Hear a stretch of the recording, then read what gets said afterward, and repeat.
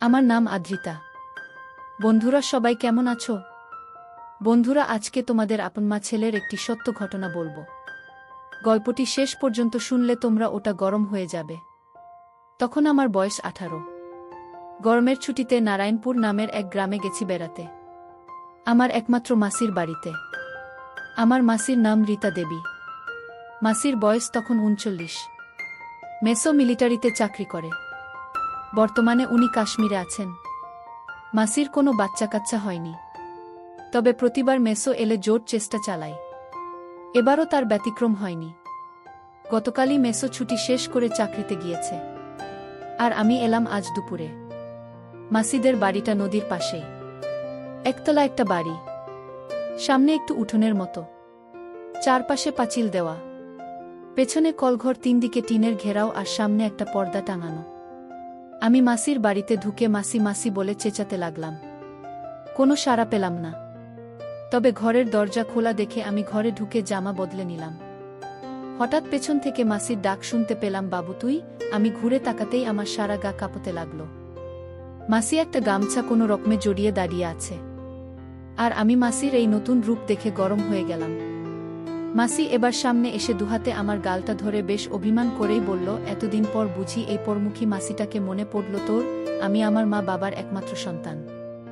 মাসি আমাকে নিজের সন্তানের চেয়েও বেশি ভালোবাসে, অথচ এই মাসিকেই দেখে কেন জানি আমার ভিতরে কেমন করছে। আমি সেটা বুঝতে পেরে মাসির কাছ থেকে নিজেকে সরিয়ে নিলুম, যাতে মাসি টের না পাই। আমি বললাম, এতদিন পরে এসেছি তো কি হয়েছে? এবার অনেক দিন থেকে পুষিয়ে দেব। দেখো পরে আবার আমার জ্বালাতন সহ্য না করতে পেরে তাড়িয়ে না দাও। তুই যত পারিস আমাকে জ্বালাস, তাতে আমার আপত্তি নেই। যা, তুই হাত মুখ ধুয়ে আয়, আমি তোর খাবার দিচ্ছি। এই বলে মাসি তার ঘরে গেল কাপড় পরতে। আমি কলতলায় গিয়ে হাত মুখ ধুয়ে বেরিয়ে আসতেই দেখতে পেলাম দড়িতে ঝুলছে কালো একটি স্মল পোশাক। সেটা যে মাসির তাতে সন্দেহ নেই। মাসিকে একটু আগে দেখে যেমন লেগেছিল এখন এই শুকোতে দেওয়া। এমন সময় মাসির ডাক শুনতে সংবিত ফিরে পেলাম। আমি তাড়াতাড়ি রান্নাঘরে গেলাম। খাওয়া দাওয়াটা ওখানেই হয়। খেতে খেতে মাসি আমাকে বাড়ির কথা জিজ্ঞেস করল, আরও অনেক বিষয়ে প্রশ্ন করল। আমি শুধু হ্যাঁ হু করে উত্তর দিচ্ছিলাম। আমার চোখ বারবার মাসির দিকে আটকে যাচ্ছে। নীল শাড়িটাতে বেশ মানিয়েছে। আমি কোনমতে খেয়ে ঘরে গেলাম। ঘরে শুয়ে পড়তে ঘুমিয়ে পড়লাম। সন্ধে হওয়ার কিছু আগে ঘুম ভাঙল। মাসি আমাকে চা দিল আর একটা চাবি দিয়ে বলল, যা, চাটা খেয়ে নদীর ধার থেকে ঘুরে আয়, ভালো লাগবে। আর এই চাবিটা রাখ, আমি একটু মন্দিরে যাব। আমি চলে এলে তো এলামই, আর না এলে তুই এই চাবিটা দিয়ে তালা খুলিস। এই বলে মাসি বেরিয়ে গেল। আমি নদীর ধরে হাঁটতে লাগলাম। কিছুক্ষণ হেঁটে বাড়ি ফিরছি। একটু হেঁটে রাস্তার পাশে একটা গাছের আড়ালে মুততে বসলাম। মোতা শেষ হতেই যেই গাছের আড়াল হতে বেরুবো অমনি রস্তই দুটো নারী বিপরীত দিক থেকে এসে মিলিত হয়ে থামল। আমি ভাবলাম ওরা চলে গেলে তবেই বেরুবু, নইলে এই সন্ধে বেলায় আড়াল থেকে বেরুতে দেখলে অন্য কিছু ভাবতে পারে। নারী দুটোর একজন মাসির বয়সী, আরেকজনের বয়স 45 হবে। তাদের কথা শুনে জানলাম বয়সে যে একটু বড়, তার নাম গোপী আর ছোট্টা সীতা। আমি অজ্ঞতা তাদের কথা শুনতে লাগলাম। হ্যারে সীতা, এই সন্ধেবেলা কোথায় যাচ্ছিস? আরে গোপী বৌদি যে, এই তো রীতাদির বাড়িতে। ও পোশাক বানাতে দিয়েছিল, ওটা দিতে যাচ্ছি। দেখি ইস, পোশাকের কি ছিঁড়ি! এই ফিনফিনে পাতলা কাপড় পরে থাকলেই পারে। কি যে বলো না, গরম বলেই পাতলা কাপড়ের বানিয়েছে। গরম না ছাই? আমাদের গরম নেই বুঝি? কিসব যাতা বলছো? যাতা নয় রে ঢ্যামনা, সত্যি তাই। বছরে একবার আসে বাড়িতে, অথচ তার অবস্থা দেখেছিস? কি করে এত ভালো বানল? ভাতার না থাকলে কি এও সম্ভব? তাছাড়া ওর বরের বন্ধু, ওই যে গঞ্জে মাছের আড়ত আছে, ও তো প্রায় যাই ও বাড়িতে। একলা বাড়ি, বুঝতে পারছিস ঘটনা। তাতে তোমার কি? পারলে তুমিও সেবা নেও, খালি অন্যের দোষ ধরা। আমি তো ভুলে গিয়েছি তুই রীতার গোলাম। তার উপর তোকে দিয়ে পোশাক আশাক বানা। তোকে কি আর বিশ্বাস করানো যাবে? যা যা, তার বাড়িতে যাচ্ছিলি তাই যা। এই বলে গোপী নামের মহিলাটি চলে গেল। সীতা ওখানে দাঁড়িয়ে বলল, আমরা স্বামীকে দিয়ে সেবা নেয় বলে তোর হিংসে হচ্ছে। রীতাদিকেও বলতে হবে ব্যাপারটা, বলেই সীতা চলে গেল। আমি আড়াল থেকে বেরিয়ে সীতার পিছু পিছু বাড়ি যাচ্ছি আর এতক্ষণ যা শুনলাম তা ভাবছি। সীতা ঘরে ঢুকার কিছুটা পরেই আমি ঢুকলাম। আমি কোনো শব্দ না করে ঘরে ঢুকে ভাবছিলাম একটু আগে যা শুনেছি তা যদি সত্যি হয় তাহলে কই মাসি? না, আমি কিছুই ভাবতে পারছি না। হঠাৎ আমার খেয়াল হলো সীতা নামের মহিলাটির সাথে মাসির একটা খাতির আছে। এমন সময় আমার ইচ্ছে হলো ওদের কথা আড়াল থেকে শোনার। আমি বারান্দায় এসে মাসির ঘরের সামনে এসে দাঁড়ালাম, এমন সময় বিদ্যুৎ চলে গেল। ভেতর থেকে আওয়াজ আসলো, সীতা বাইরে চল, এই গরমে থাকা আর সম্ভব না। শুনে আমি দ্রুত আমার ঘরে চলে এলাম। আমার ভাগ্য এতটাই ভালো যে মাসিরা আমি যে ঘরে থাকি তার দক্ষিণের জানালার পাশে এসে বসল। দুজন বাইরে আর আমি ভেতরে। তারা কথা বলতে লাগল। এবার অনেক গরম তাই না রে সীতা? হ্যাঁ গো দিদি, ইচ্ছে হচ্ছে কাপড় চোপড় নামিয়ে ফেলি, অসহ্য। তা খোলো না, কে বারণ করেছে? বাড়িতে তো আর কেউ নেই। ভালো কথা মনে করিয়েছিস, বাবুটা এখনো এলো না, কোথায় গেল? বাবু আবার কে? আমার দিদির ছেলে। আজই এসেছে, কখন বেরিয়েছে, এখনো এলো না যে। চিন্তা করো না, বোধহয় কারেন্ট নেই তাই বাইরে ঘুরছে। তারপর ও এতদিন বাদে এলো, সব ঠিকঠাক চেন না? কত বড় উচ্চ মাধ্যমিক দিয়েছে। দিদি এত বড় ছেলে হারাবে না। শোনো, আমি না বলা পর্যন্ত তুই অশোকদাকে এ বাড়িতে আসতে নিষেধ করবি। আজই ওকে এটা জানাবি। বাবু বাড়িতে। বুঝতেই পারছিস, জানাজানি হলে কেলেঙ্কারি হয়ে যাবে। তা না হয় বলবো, কিন্তু এভাবে আর পাড়ার মহিলাগুলো যেভাবে আমাদের বিশেষ করে তোমার পিছে লেগেছে তাতে কদিন যে শাক দিয়ে মাছ থাকতে পারবো ভগবানই জানেন। আজ গোপীও খোঁচা মেরে কিছু কথা শুনিয়ে দিল। কিন্তু করবটা কি বল? তোরও তো তাও স্বামী সপ্তাহান্তে বাড়ি আসে, আর আমি কি করে থাকবো বল? একটা কথা বলি, রাগ করবে না তো? কি কথা? এটা শুধু একটা কথা নয়, সমাধানও।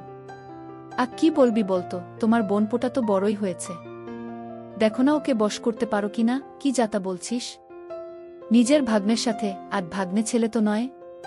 তাছাড়া অশোকদা যেমন পরপুরুষ, ভাগ্নেও তেমন। কেউই তোমার স্বামী নয়। তাছাড়া ঘরের মধ্যে ব্যাপারটা থাকলে জানাজানির ভয় রইল না। তার চেয়ে বড় কথা, তোমার ভাগ্নে যে তোমাকে বিশেষ নজরে দেখে না, তুমিই বা জানলে কি করে? বুঝলাম। কিন্তু দিদি, বারে অশোক বাবু আর কামিনীদির ব্যাপারটার একমাত্র সাক্ষী তুমি আর আমি। সে ক্ষেত্রে নিজের মান বাঁচাতেই কামিনীদি আমাদের বাধা দেবে না। তা তুই ঠিকই বলেছিস। জানিস, আজ যখন আমি স্নান সেরে বাবুর সামনে দাঁড়ালাম তখন বাবু আমার দিকে হা করে তাকিয়েছিল। আর কলতলায় ও আমার শুকোতে দেওয়া পোশাক হাতে নিয়েছিল। তুমি বুঝলে কি করে? ওটা আমি যেভাবে শুকোতে দিয়েছিলাম বিকেলে ঘরে আনার সময় সেভাবে পাইনি। তখন ব্যাপারটা খেয়াল করলেও গুরুত্ব দিইনি। এখন বুঝতে পারছো যে বাবু তোমার দিকে নজর দিয়েছে। হয়েছে হয়েছে, আর বকিস না। বাকিটুকু আমি বুঝব। আচ্ছা দিদি, বাবু তোমাকে সেবা দিতে চাইলে তুমি কি করবে? তুই না বেশি বকিস।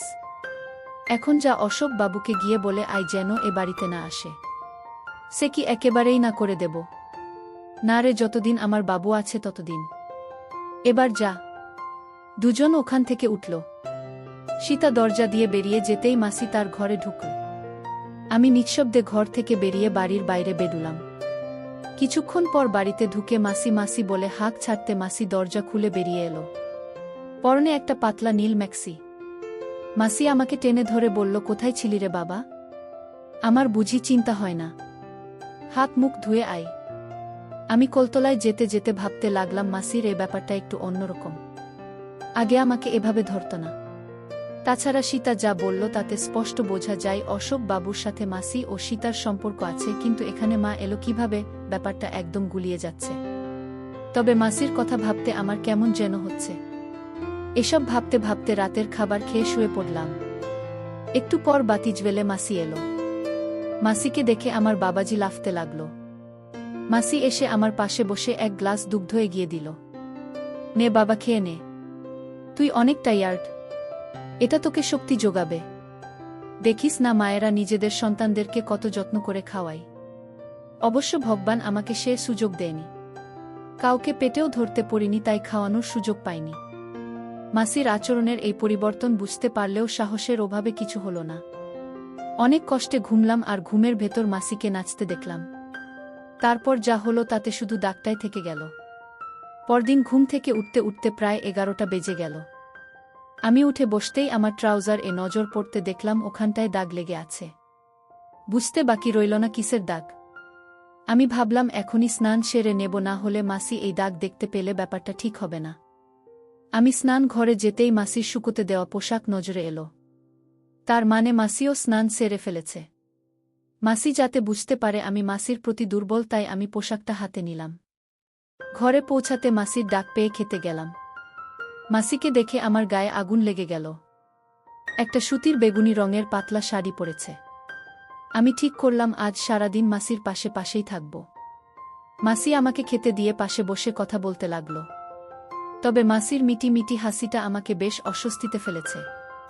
বাবু, তোর ঘুমে কোনো অসুবিধে হচ্ছে না তো? অসুবিধে হবে কেন? না, এমনি বললাম আর কি। বলেই মাসি মুখ টিপে হাসতে লাগল।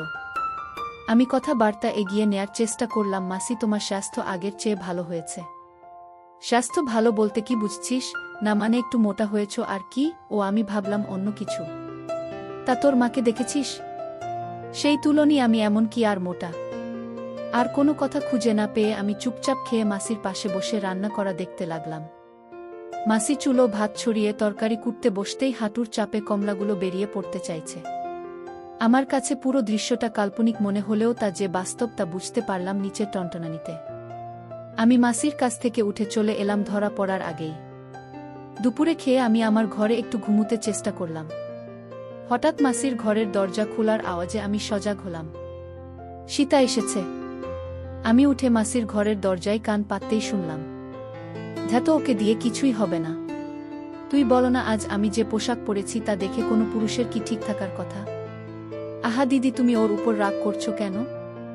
মনে হয় তুমি ওর মাসি, তাই যদি কিছু মনে করো বা ওকে বকা দাও বা ওর মাকে বলে দাও, তাই ও এগুচ্ছে না। তাই আমি বলি কি তুমি ওকে? বাকি কথাগুলো ফিসফিসিয়ে বলাতে আমি কিছুই শুনতে পেলাম না। শুধু এটুকুই শুনলাম, মাসি বলছে তুই পরিসও বটে। তাহলে এক কাজ কর, তোর বোনপোটাকে বলিস ওটা নিয়ে যেন 5টার দিকে চলে আসে। আমি বাবুকে নিয়ে তখনই বের হব। তাহলে আমি যাই। দেরি করলে আবার চিনুকে পাওয়া যাবে না। এই বলে সীতা চলে গেল। আমি বিছানায় শুয়ে পড়তে মাসি ঘরে এলো। আমার পাশে বসে মাথায় হাত বুলাতে বুলাতে বলল, বাবু, ঘুমিয়ে পড়েছিস? না মাসি। কেন, এখানে এসে শুধু কি বাড়িতে পড়ে থাকবি? চল আজ একটু বেরিয়ে আসি। কোথায়? এই তো পাশেই শহরে। একটু ডাক্তার দেখব, তারপর না হয় দুজন মিলে একটা মুভি দেখে বাড়ি ফিরব। ওকে, চলো। তাহলে তুই রেডি হয়ে নে। আমি রেডি হতে হতেই মাসি ও মাসি বলে একটা ছোকরা বাড়িতে ঢুকল। আমি তাকে কি চাই জিজ্ঞেস করতেই ও বলল, আজ্ঞে মাসি শহরে যাবে বলে অটো নিয়ে এসেছি। আপনি যান, আমরা আসছি। এটা বলতেই ছেলেটি চলে গেল। মাসি ঘর থেকে বেরুতে বেরুতে বলল, কে এসছে রে বাবু? অটোবলা। ও, চল আমরা বেরি। এই বলে মাসি দরজায় তালা দিয়ে বেরুতে লাগল। মাসিকে একদম চিনতে পারছি না। সকালেই যিনি দেখিয়ে বেড়ালেন, বিকেলে তা ঢেকে ঢুকে ফেললেন। কালোর উপর লাল ফ্লোরাল প্রিন্টের সিল্কের শাড়িতে পুরোটা। অটোতে দুজন পাশাপাশি বসলেও মাসিকে অন্য কিছু ভাবতে পারছি না। অটোবালাটা দেখলাম মাসির সাথে বেশ পরিচিত, খুব আন্তরিক। ওদের কথা শুনতে শুনতে পুরো 1.5 ঘন্টা কেটে গেল। গ্রাম থেকে এই ছোট্ট শহরটাতে আসতে আসতে 6:30 বেজে গেছে। মাসি ভাড়া চুকিয়ে ওকে কিছু একটা বলতেই ও চলে গেল। ডাক্তারের চেম্বার থেকে বেডুলম 7:30। এবার আরেকটা অটোতে করে সিনেমা হলে গেলাম। মাসির জাগটা ভালো করে জানা, মেসোর সাথে নাকি প্রায় আসে। মাসি আমাকে নিয়ে যে মুভিটা দেখল তাই বেশ ভালোই। তবে মুভির মাঝখানে মাসি বাচ্চা ঘরে গেল আর ফিরে এলো নায়িকার বেশে। আমি শুধু ভাবতে লাগলাম, মাসি হঠাৎ এই বেশ ধরল কেন? তাহলে আজ রাতেও কি কিছু হবে? মুভিটা শেষ হতেই আমরা বেডুলাম। তখন প্রায় রাত 10টা। মাসিকে যাওয়ার কথা বলতেই মাসি অবাক হয়ে বলল, পাগল হয়েছিস? এত রাতে কোনো অটোওয়ালা নিজের বউকে ফেলে এত দূরে যাবে? তাহলে আজ রাতটা এখানেই কাটাতে হবে রে। এখানে? কিন্তু কোথায়? আমার এক পরিচিত দিদির একটা লেডিস হোস্টেল আছে, ওখানেই থাকব।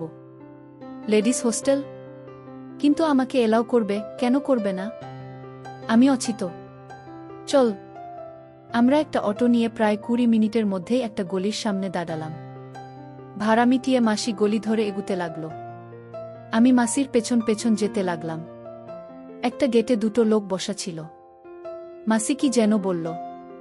তারপর তারা আমাদেরকে একটা ঘরের সামনে দিয়ে চলে গেল। আমাকে বাইরে দাঁড়া করিয়ে মাসি ভেতরে ঢুকল। ভেতরে আরও দুটো নারী ছিল। তারা যে মাসির পরিচিত তা বোঝা যাচ্ছে। একটু পরেই মাসি একটা মহিলাকে সাথে নিয়ে বেরিয়ে এলো। তারা দুজন সামনে আর আমি পেছন পেছন যেতে লাগলাম। পুরানো এই বাড়িটির দোতলার একদম উত্তরের ঘরের সামনে নিয়ে মহিলাটি মাসিকে চাবি দিয়ে চলে গেল। মাসি চাবি খুলে ভেতরে ঢুকল, আমিও তাই। বাতি জ্বালতেই বেশ ভালো লাগল। সাজানো একটা ঘর, বড় একটা খাট, লাগোয়া বাথরুম, একটা টেবিলও আছে। আমরা ঘরে ঢোকার একটু পরেই সেই মহিলাটি দুটো টাওয়েল আর একটা পরিষ্কার লুঙ্গি দিয়ে গেল। মাসি ওটা নিয়ে ওকে বলল ঘরে খাবার দিতে। আমি তো বেশ অবাক, এরা এত যত্ন আত্তি করছে, ব্যাপারটা কি? মাসিকে জিজ্ঞেস করতেই বলল এই হোস্টেল এর মালিক তার বেশ পরিচিত। আমরা ফ্রেশ হয়ে খেয়ে দিয়ে টিভি দেখতে লাগলাম। হঠাৎ এ পাশের ঘর থেকে কেমন যেন আওয়াজ আসতে লাগল। আমি মাসিকে সেটা জিজ্ঞেস করতেই মাসি হেসে বলল ও কিছু না রে, তুই টিভি দেখায় মনোযোগ দে তো। আমার কেন যেন সন্দেহ হচ্ছিল। আমি ঘুমাবো বলে শুয়ে পড়তে মাসি বলল কিরে ঘুমিয়ে পড়বি, রাত 12টা। না ঘুমিয়ে উপায় কি, গরমের দিনে এটা কি এমন রাত বলতো? এটা বলতে বলতেই শাড়িটা নামাতে লাগল। আচমকা মাসির এই কাণ্ড দেখে আমার তো অবস্থা খারাপ। আমি মাসিকে হাঁ করে দেখছিলাম। কিরে অমন করে কি দেখছিস? না কিছু না। আমাকে বলল গা থেকে গেঞ্জিটা খোল, আরাম লাগবে। আমিও তাই করলাম। মাসি একটা বলিস খাটের সাথে দেশ দিয়ে আতশোয়া হলো। আমাকে তাকিয়ে থাকতে দেখে বলল আসলে অনেক গরম তো, আর তুই তো আমার ছেলের মাথায়, তাই সব। তোর খারাপ লাগছে না তো বাবু? আমি না বলতে মাসি নিচু হয়ে তাকিয়ে আছে। আমি একটু সাহস নিয়ে বললাম মাসি কি দেখছো? এই দেখো না কত শখ করে এই সিল্কের ব্রাটা গত সপ্তাহে কিনলুম, মাত্র একদিন পরেছি, অথচ দেখ এখানটায় কিসের যেন দাগ লেগে আছে। এই যে এখানটাই দেখ। হঠাৎ মাসির গলার আওয়াজ পেলুম, একটা জিনিস কি জানিস বাবু, আমার এটাতে যেরকম দাগ ঠিক ওই রকম দাগ আজ সকালে তোকে ডাকতে গিয়ে তোর ট্রাউজারে দেখেছি। ব্যাপার কি বলতো বাবু? না মানে হ্যারে, তুই কি তোর আমার দাগ লাগাস নাকি? মাসি আসলে দাদা, আমি এখনই দিদিকে ফোন করে ওরগুলো চেক করতে বলছি। মাসি এক কাজ করো না, আমাকে ক্ষমা করে দাও। ক্ষমা করব, তবে ঘুষ দিতে হবে। তুমি যা চাও তাই দেব। সত্যি? হ্যাঁ। আমাকে সেবা দিতে পারবি? মাসির এমন সরাসরি প্রশ্ন আশা করিনি। যত ইচ্ছে থাকুক না কেন নিজ মাসিকে মুখের উপর বলাটা বেশ কঠিন। আমি কোনো মতে মাথা নাড়লাম। মাসি একটু রাগ দেখিয়ে বলল লুকিয়ে লুকিয়ে দেখিস তাই না রে হারামি, তুমিই তো দেখিয়ে বেড়াতে। তাছাড়া তোমার আর সীতার কাহিনী আমি জেনে গেছি। আমি তোমাদের সব শুনেছি। তুমিই তো আমাকে দিয়ে, এতই যদি জানতি তবে এগোসনি কেন? আমি কি তোকে মারতাম না বকতাম? তোমারই যদি এত ইচ্ছে এখানে এলে কেন? বাড়িতে নিজে এগোনি কেন? এমন সময় বাইরে থেকে নারী কণ্ঠের আওয়াজ এলো, সেবা নিতে এসে ঝগড়া কিসের গো? বাড়িতে না করে তুমি এখানে আমাকে আনলে যে? আসলে এগুবার ছুতো আর একটু বেড়ানোর উদ্দেশ্যেই। তাছাড়া জীবনের প্রথম এঘরেই খেয়েছি। কার হাতে গো সে পরে বলবো। কিরে পারবি তো আমাকে? পারতেই হবে আমাকে বলে কাজ লেগে পড়লাম। অনেক পরিশ্রম করে আমি ক্লান্ত হয়ে কখন যে ঘুমিয়ে গেছি জানি না। সকালে ঘুম ভাঙতেই দেখি মাসি চুল আঁচড়াচ্ছে। আমাকে দেখে একটু হেসে বলল যা স্নান করে নে, লুঙ্গিটা কেচে দিস। স্নান করে ফ্রেশ টেস হয়ে আমরা বেরিয়ে পড়লাম। সকালে বাইরে খেয়ে হালকা কেনাকাটা করে দুপুরে খেয়ে নিলুম। তার বাদেই বাড়ির দিকে রওনা হলাম। বাড়িতে পৌঁছলাম শেষ বিকেলে। সন্ধে বেলা সীতা বাড়িতে এলো। মাসি রান্না ঘরে ছিল।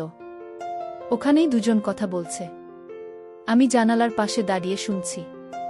এখন আর ধরা পড়ার ভয় নেই, কারণ মাসি জেনে গেছে যে আমি তাদের আগের কথাগুলো শুনেছি। সীতা কৌতূহলী হয়ে বলল কি গো দিদি, কিছু হয়েছে? কি আর হবে রে, না মানে বাবুর সাথে বাজে বকিস না তো। ওসব কিছুই হয়নি, আর হবেও না। তোর কথামত যদি এগুতাম তাহলে লজ্জায় পড়তাম। কি বলছো কিছুই হয়নি? এ কেমন ছেলে বাপু? অমন দেবীর পেট থেকে এ কেমন ছেলের জন্ম হলো? কি আর করা, তোমার দুর্ভাগ্য। অশোক বাবুর ওখানে যাবে গো? কখনই না। ওক বলে দিস আমাকে ভুলে যেতে। এসব কি বলছো তুমি? হ্যাঁ, যা বলেছি তাই। কাল ডাক্তার বাবু বলেছে এবার আমার মা হবার সম্ভাবনা খুবই বেশি। আমি মা হতে পারলে আর কিছুই চাই না। কি বলছো? এই 39 বছর বয়সে তুমি মা হবে? ভগবান মুখ তুলে তাকালো তবে। কিন্তু সেবা না নিয়ে থাকতে পারবে এ ব্যাপারে আর কথা নয়। যা বললাম তাই কর গে যা। মাতৃত্ব জিনিসটাই অন্যরকম, নারীদের বদলে দেয়। আচ্ছা আমি গেলাম, বলে সীতা বেরিয়ে গেল। এবার আমি মাসির কাছে গিয়ে পেছন বললাম, সীতাকে মিথ্যে বললে যে? কি মিথ্যে বললাম? এই যে বললে আমাদের মধ্যে কিছু হয়নি, পাগল হয়েছিস তুই? ওটা বললেই ও সেবা নিতে চাইবে। আমি চাই না আমার নাগরকে কারো সাথে ভাগ করে খেতে। তুই শুধু আমার। আর অশোক বাবুর ব্যাপারটা, তোর কাছে অশোকের ওটা কিছুই না। তুই থাকলে আমার আর কাউকে দরকার নেই। তাছাড়া সীতা এখন একাই অশোককে দিয়ে সেবা করাবে। আচ্ছা একটা ব্যাপার বলতো, ডাক্তার তোমাকে কখন বলল যে তুমি মা হতে পারবে? ডাক্তারকে বলতে হবে কেন? আমি এতদিন মা হইনি কারণ তোর মেসোর মেশিন খারাপ, আর বাইরের কারো কাছ থেকে সাহস পাইনি। এবার তোর মেসো যাবার দুদিন পরেই তোর সেবা নিলাম। এবার চান্স আছে। একে তো তুই ঘরের মানুষ, তার উপর তোর মেসো বুঝবে যে ওর তাতেই হয়েছে। এসব কি বলছো মাসি? এতে অবাক হওয়ার কি আছে? আচ্ছা মাসি একটা কথা বলি। কি কথা? হ্যাঁ যা বলছিলাম, সীতা বলছিল মার কোনো এক ঘটনার সাক্ষী তুমি আর সীতা। ব্যাপারটা কি বলতো? না না তেমন কিছু না। মাসি তুমি কিছু একটা লুকাচ্ছ। সত্যি করে বলো কিন্তু, নইলে আমিও সব বলে দেব সবাইকে। বাজে বকিস না তো। শুধু শুধু রেগে যাচ্ছিস কেন? রাগার কারণ আছে বলেই রাখছি। তুমি সত্যিটা বলছো না কেন? তোর শুনতে ভালো লাগবে না। তুই আমাকে বলতে জোর করিস নে। না তুমি বলো, আমি শুনব। রাগ করতে পারবি না কিন্তু। ঠিক আছে বলো। অশোক বাবু আর তার দুজন বন্ধু দিদিকে সেবা দিয়েছিল। মা কি রাজি ছিল? আসলে তোর বাবা তো 2-3 বছরে একবার দেশে আসে, তাই বুঝতেই পাচ্ছিস দিদির একটা চাহিদা ছিল। সেই চাহিদা কি এখনো আছে? আছে তো বটেই। চাহিদা মেটাই কি করে? যেভাবেই মেটাক না কেন সুখ তো আর পায় না। মেয়েদের জ্বালা বড় কষ্টের। আমার মার কষ্ট কমানোর কোনো উপায় কি নেই? একটা উপায় আছে। কি? এমন কাউকে খুঁজে বের কর যে দিদিকে সুখ দিবে কিন্তু বাইরের কেউ জানবে না। কোথায় পাবে এমন কাউকে? তাছাড়া মার সাথে অন্য কাউকে আমি মানতে পারবো না। তাহলে তোকে হতে হবে সেই পুরুষ। মানে মাসির পাশাপাশি মাকেও সেবা করতে হবে। কিন্তু কোনো কিন্তু না। যা বললাম তাই কর। সকালে আমাকে তোর মতামত জানাস। আমি সে অনুযায়ী ব্যবস্থা নেব। পরবর্তী 2 ঘন্টা অনেক পরিশ্রম করে ঘুমিয়ে গেলাম। সামনে অজানা দিন। পরদিন সকলে ঘরের কাজটাজ সেরে মাসি রান্নাঘরে গেল। আমিও স্নান সেরে মাসির কাছে গিয়ে বসলাম। মাসি তরকারি কুটছিল। আমাকে দেখে হাসল। আমাকে চুপ থাকতে দেখে মাসি, কিরে কিছু বলছিস না যে? কি বলবো? দিদির ব্যাপারে কি ভাবলি? জানি না। মানে কি? তোর মতামত জানা। আমার মনে হয় তুমি মার সম্পর্কে যা বললে তা ঠিক না। মনে দিদি যে মেটাতে পারছে না এটা আমি মিথ্যে বলেছি? হ্যাঁ। তাছাড়া আমার মনে হয় অশোক বাবুর ব্যাপারটাই মা রাজি ছিল না। এটা বলার পরই মাসি ফিক করে হেসে ফেল। হাসছ কেন? আমি হাসির কি বললাম? না এমনি। আসলে নিজের মাকে সব ছেলেই সতী ভাবে। কিন্তু কি জানিস বাবু, আমি যা বলেছি তা সত্যি। এই যে আমাকে দেখ তোর মাসি আমি, অথচ তুই সেবা না দিলে আমি বাঁচব না। তার মনে আমি একটা পাকা জিনিস, তাই না? তা তুমি যে একটা জিনিস সেটা প্রমাণিত। তোর মা কিন্তু এই রিতার বোন। আমার চেয়ে কে বেশি চেনে আমার বোনকে শুনি? আর তুই সে দিনের ছেলে বলছিস তোর মা সতী? এসব কি বলছো দিদা? সে অনেক পুরানো কথা, বাদ দে। আমাকে একটা কথা বলবি? কি? তুই যদি নিজ চোখে দেখিস দিদি সেবা নিচ্ছে তাহলে তুই রাজি হবি? হ্যাঁ ঠিক আছে, আমি দিদি আসতে বলে দিচ্ছি। তুই শুধু আমাদের লক্ষ্য করবি। একদিনে বুঝবি তোর মা কত বড় জিনিস। ঠিক আছে, আমিও বলে দিলুম যদি মা এমন হয় তাহলে তোমার মতো মাকেও সেবা করব। তবে আবার কি রে? তবে প্রথমেই মার পিছনে